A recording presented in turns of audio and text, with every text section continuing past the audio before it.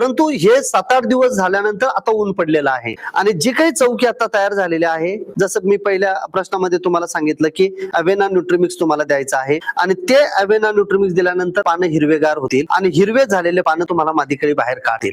अडचण येणार नाहीये. परंतु अडचण कधी येईल, जे की आता पुन्हा 5 तारखेनंतर पाऊस सांगितलेला आहे.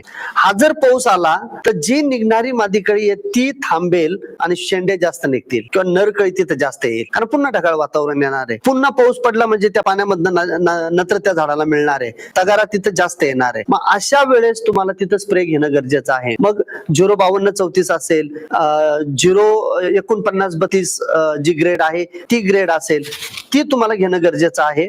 आणि त्याच्यामध्ये बोराटेक एमओ नावाचं एक प्रोडक्ट आहे, बायोरायझन कंपनी आहे, सिनर्जी एक कंपनी आहे भारतामधली, ती त्याचं मार्केटिंग करते. 1.25 मिली 1 लिटर पाण्याला जर ते घेतलं तर 100% त्यांनी पण शेंडा थांबतो आणि त्याच्यातून मादीकळी बाहेर येते.